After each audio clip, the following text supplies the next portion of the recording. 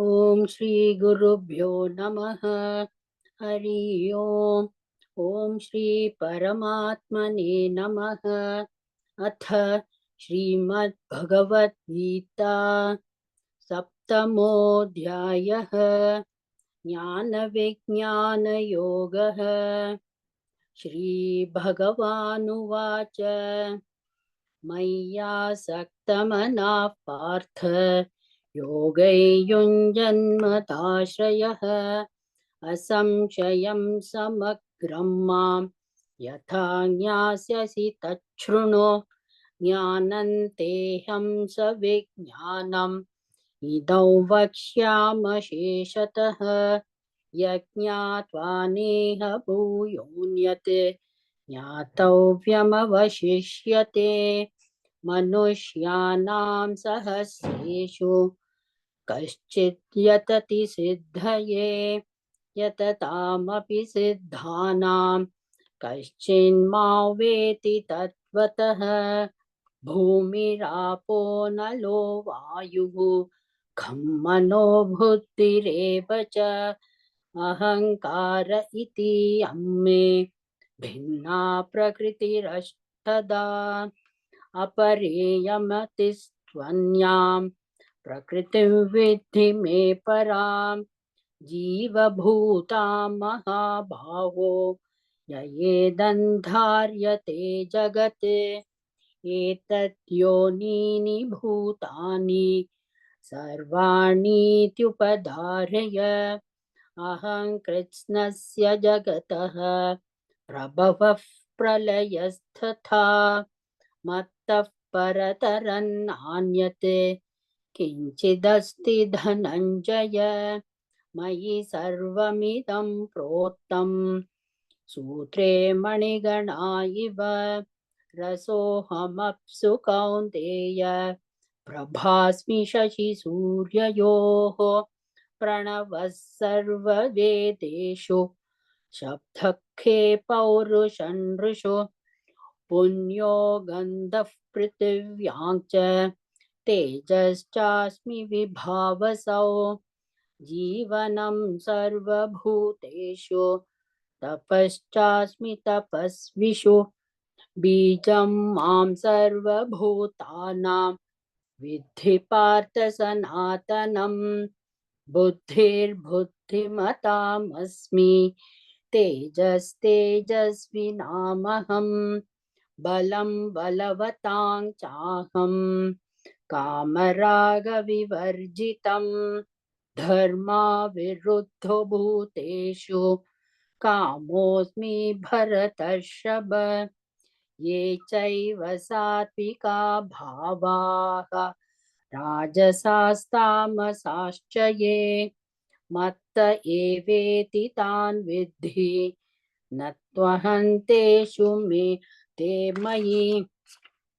त्रिभिर्गुणमयैर्भावैः येभिः सर्वमिदं जगत् मोहितन्नाभिजानाति मामेभ्यः परमव्ययम्। दैवी ह्येषा गुणमयी मम माया दुरुत्यया मामेव ये प्रपद्यन्ते मायामेतान्तरन्ति ते न मां दुष्कृतिनो मूढाः प्रपद्यन्ते नराधमाः माययापहृतज्ञानाः आसुरं भावमाश्रिताः चतुर्विधा भजन्ते मां जनाः सुकृतिनोऽर्जुन आर्तो जिज्ञासुरर्तार्थी ज्ञानी च भरतर्षभ। तेषां ज्ञानी नित्ययुक्तः एकभक्तिर्विशिष्यते प्रियो हि ज्ञानिनोत्यर्थम् अहं स च मम प्रियः उदारः सर्व एवैते ज्ञानी त्वात्मैव मे मतम् आस्थितः स हि युक्तात्मा मामेवानुत्तमां गतिम् बहुनां जन्मनामन्ते ज्ञानवान् मां प्रपद्यते वासुदेवः सर्वमिति समहात्मा सुदुर्लभः कामैस्तैर्तैर्हृतज्ञानाः प्रपद्यन्तेऽन्यदेवताः तन्तन्नियममास्थाय प्रकृत्या नियता स्वया यो यो यान्तनुं भक्तः श्रद्धयार्चितुमिच्छति तस्य तस्याचलां श्रद्धां तामेव विदधाम्यहम् सतया श्रद्धया युक्तः तस्याराधनमीहते लभते च ततः कामान् मयैव विहितान् हितान् अन्तवत्तु फलं तेषां तद्भवत्यल्पमेधसां देवान् देवयजो यान्ति मद्भक्ता यान्ति मामपि अव्यक्तं व्यक्तिमापन्नं मन्यन्ते मामबुद्धयः परं भावमजानन्तः ममाव्ययमनुत्तमम् नाहं प्रकाश सर्वस्य योगमाया समावृतः मूढो यन्नाभिजानाति लोको मामजमव्ययम् वेदाहं समतीतानि वर्तमानानि चार्जुन भविष्यानि च भूतानि मां तु वेद न कश्चन इच्छाद्वेषसमुत्थेन द्वन्द्वमोहेन भारत सर्वभूतानि सम्मोहं सर्गे यान्ति परन्तप येषां त्वन्तगतं पापं जनानां पुण्यकर्मणां द्वे द्वन्द्वमोहनिर्मुक्ताः भजन्ते मां दृढौ व्रताः जरामरणमोक्षाय मामाश्रित्य यतन्ति ये ते ब्रह्मा तद्विदः कृत्स्नम् अध्यात्मं कर्म चाखिलं साधिभूतादिदैवं मां साधियज्ञं च ये विदुः प्रयाणकालेऽपि च मां ते विदुर्युक्तचेतसः ॐ तत्सदिति श्रीमद्भगवद्गीतासु उपनिषत्सु ब्रह्मविद्यायां योगशास्त्रे श्रीकृष्णार्जुनसंवादे ज्ञानविज्ञानयोगो नाम सप्तमोऽध्यायः।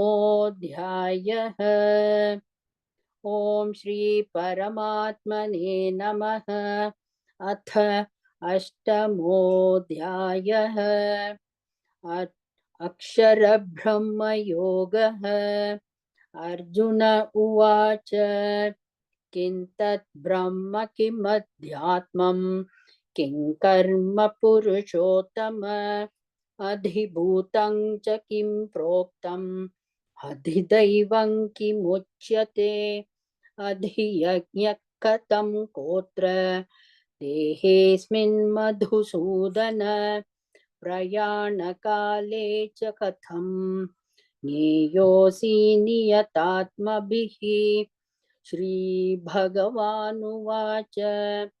अक्षरं ब्रह्म परमं स्वभावोऽध्यात्ममुच्यते भूतभावोद्भवकरः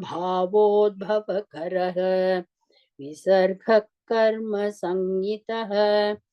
अधिभूतं क्षरो भावः पुरुषश्चादिदैवतम् अधियज्ञोऽहमेवात्र देहे देहभृतां वर अन्तकाले च मामेव स्मरन् मुक्त्वा कलेवरं यः प्रयाति समद्भावं याति नास्त्यत्र संशयः ययौ वापि स्मरन् भावं त्यजत्यन्ते कलेवरं तन्तमेवैति कौन्तेय सदा तद्भावभावितः तस्मात् सर्वेषु कालेषु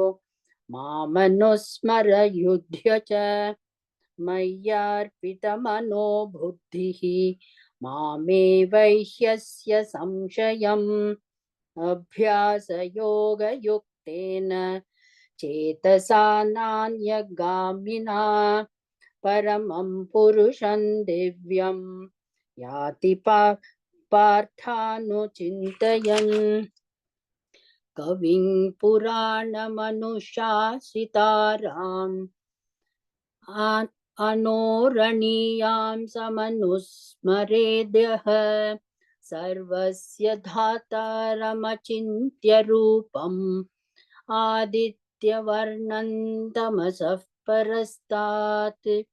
प्रयाणकाले मनसाचलेन भक्त्या युक्तो योगबलेन चैव भ्रुवोर्मध्ये प्राणमावेश सम्यक् सतं परं पुरुषमुपैति दिव्यम् यदक्षरं वेदविदो वदन्ति विशन्ति यतयो वीतरागाः यदिच्छन्तो ब्रह्मचर्यं चरन्ति तत्ते पदं संग्रहेण प्रवक्ष्ये सर्वद्वाराणि संयम्य मनोहृदि निरुध्य च मूर्ध्याधायात्मनः प्राणम् आस्थितो योगधारणाम्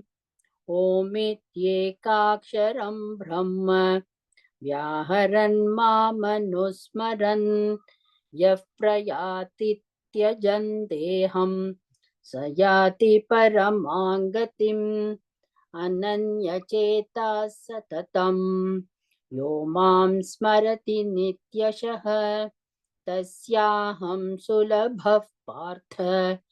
नित्ययुक्तस्य योगिनः मामुपेत्य पुनर्जन्म दुःखालयमशाश्वतम् नाप्नुवन्ति महात्मानः संसिद्धिं परमां गताः आब्रह्मभुवनाल्लोकाः पुनरावर्तिनोऽर्जुन मामुपेत्य तु कौन्तेय पुनर्जन्म न विद्यते सहस्रयुगपर्यन्तम् अहर्यद्ब्रह्मणो विदुः रात्रियुगसहस्रान्तां देहोरात्रविदो जनाः अव्यक्ताद्व्यक्तयः सर्वाः प्रभवन्त्यहरागमे रात्र्यागमे प्रलीयन्ते तत्रैवाव्यक्तसंज्ञके भूतग्रामः स एवायं भूत्वा भूत्वा प्रलीयते रात्र्यागमे वशः पार्थ प्रभवत्यरागमे परस्तस्मात् भावोऽन्यो व्यक्तो व्यक्तात् सनातनः यस्य सर्वेषु भूतेषु नश्यत्सु न विनश्यति अव्यक्तोऽक्षर इत्युक्तः तमाहुः परमां गतिं यं प्राप्य न निवर्तन्ते तद्धाम परमं मम पुरुषः स परः पार्थ भक्त्या लभ्यस्त्वनन्यया यस्यान्तस्थानि भूतानि येन सर्वमिदं ततं यत्र काले त्वनावृत्तिम् आवृत्तिं चैव योगिनः प्रयाता यान्ति तं कालं वक्ष्यामि भरतर्षभ अग्निर्ज्योतिरः शुक्लः षण्मासा उत्तरायणम् तत्र प्रयात गच्छन्ति ब्रह्मविदो जनाः धूमो रात्रिस्तथा कृष्णः षण्मासा दक्षिणायनम् तत्र चान्द्रमसं ज्योतिः योगी प्राप्य निवर्तते शुक्लकृष्णे गतिह्येते जगतः शाश्वते मते एकया यात्यनावृत्तिम् अन्यया वर्तते पुनः नैते श्रुति पार्थ जानन् योगी मुह्यति कश्चन तस्मात् सर्वेषु कालेषु योगयुक्तो भवार्जुन वेदेषु यज्ञेषु तपस्सु चैव दानेषु यत् पुण्यफलं प्रदिष्टम् अत्येति तत्सर्वमिदं विदित्वा योगी परं स्थानमुपैति चाद्यम् ॐ तत्सदिति श्रीमद्भगवद्गीतासु उपनिषत्सु ब्रह्मविद्यायां योगशास्त्रे श्रीकृष्णार्जुनसंवादे अक्षरब्रह्मयोगो नाम अष्टमोऽध्यायः। ॐ श्री परमात्मने नमः। अथ नवमोऽध्यायः राजविद्या राजगुह्ययोगः। श्रीभगवानुवाच इदं तु ते गुह्यतमं प्रवक्ष्याम्यनसूयवे ज्ञानौ विज्ञानसहितं यज्ञात्वा मोक्ष्यसे शुभात् राजविद्या राजगुह्यं पवित्रमिदमुत्तमं प्रत्यक्षावगमं धर्म्यं सुसुखं कर्तुमव्ययम् अक्षरदधानाः पुरुषाः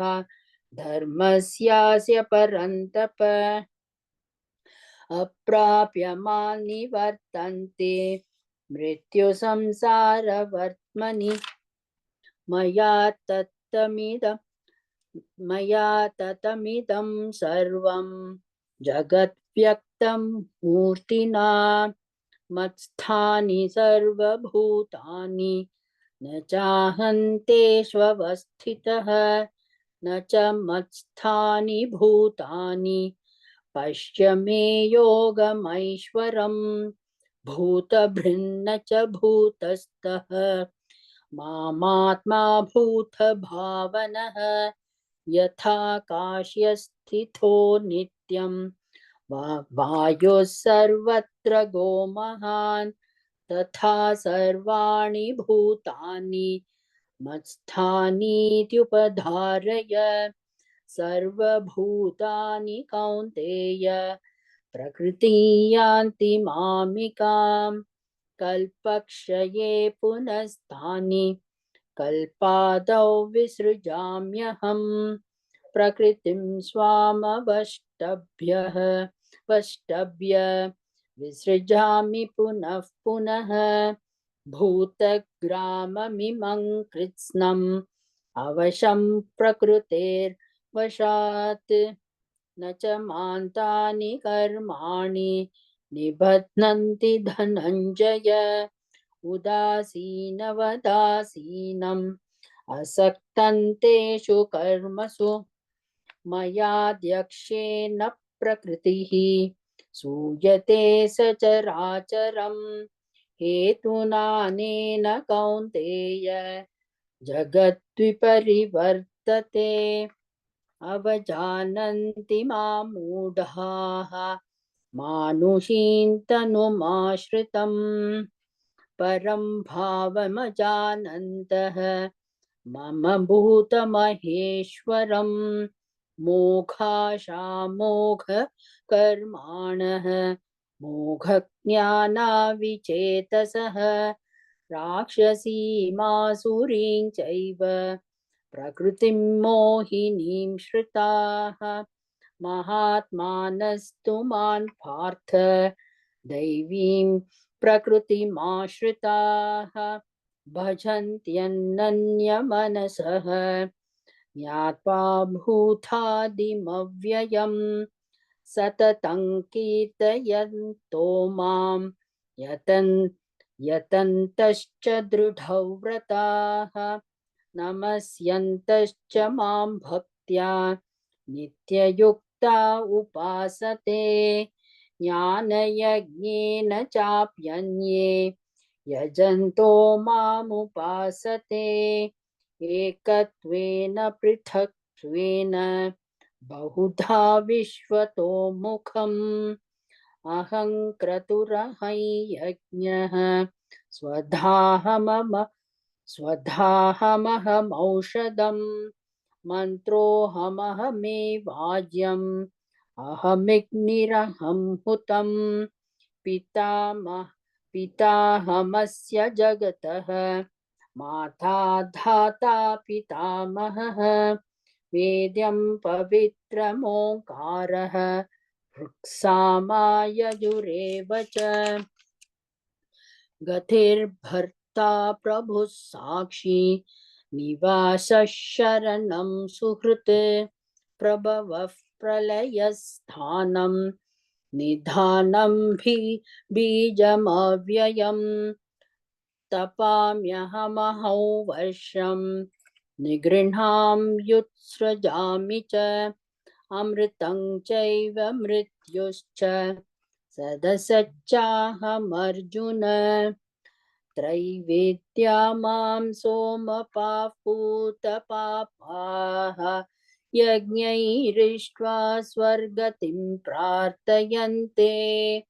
ते पुण्यमासाद्य सुरेन्द्रलोकम् अश्नन्ति दिव्यान् दिवि देव भोगान् ते तं भुक्त्वा स्वर्गलोकं विशालम् क्षीणे पुण्ये मर्त्यलोकं विशन्ति ये यन्त्रयिद्धर्ममनुप्रपन्नाः गतागतं कामकामा लभन्ते अनन्या चिन्तयन्तो मां ये जनाः पर्युपासते तेषां नित्याभियुक्तानां योगक्षेमौ वहाम्यहम् येऽप्यन्यदेवता भक्ताः यजन्ते श्रद्धयान्विताः तेऽपि मामेव कौन्तेय यजन्त्यविधिपूर्वकम् अहं हि सर्वयज्ञानां भोक्ता च प्रभुरेव च न तु मामभिजानन्ति तत्त्वेनातश्च्यवन्ति ते यान्ति देवौ व्रता देवान् पितॄन्यान्ति पितरौ व्रताः भूतानि यान्ति भूतेज्याः यान्ति मध्याजिनोऽपि मां पत्रं पुष्पं फलं तोयं यो मे भक्त्या प्रयच्छति तदहं भक्त्युपहृतम् अश्नामि प्रयतात्मनः यत्करोषि यदश्नासि यज्जुहोषि दधासि यत्तपस्यसि कौन्तेय तत्कुरुष्व मदर्पणम् शुभाशुभफलैरेवं मोक्ष्यसे कर्मबन्धनैः सन्न्यासयोगयुक्तात्मा विमुक्तो मामुपैष्यसि समोऽहं सर्वभूतेषु न मे द्वेष्योऽस्ति न प्रियः ये भजन्ति तु मां भक्त्या मयि ते तेषु चाप्यहम् अपि चेत् सुदुराचारः भजते मामनन्यभाक् साधुरेव समन्तव्यः सम्यक् व्यवसितो हि सः क्षिप्रं भवति धर्मात्मा शाश्वतच्छान्तिं निगच्छति कौन्तेय प्रतिजानीहि न मे भक्तः प्रणश्यति मां हि पार्थव्यपाश्रित्य येऽपि स्युः पापयोनयः स्त्रियो वैश्यास्तथा शूद्राः तेऽपि यान्ति परां गतिम् किं पुनर्ब्राह्मणाः पुण्याः भक्ता राजर्षयस्तथा अनित्यमसुखल्लोकम् इमं प्राप्य भजस्व माम् मन्मना भव मद्भक्तः मद्याजी मां नमस्कुरु मामे वैश्यासि युक्त्वैवम् आत्मानं मत्परायणः। ॐ तत्सदिति श्रीमद्भगवद्गीतासु उपनिषत्सु ब्रह्मविद्यायां योगशास्त्रे श्रीकृष्णार्जुनसंवादे राजविद्या राजगुह्ययोगो नाम नवमोऽध्यायः। सर्वधर्मान् परित्यज्य मामेकं शरणौ व्रज अहं त्वा सर्वपापेभ्यः मोक्षयिष्यामि मा शुचः। ॐ सर्वं कृष्णार्पणमस्तु।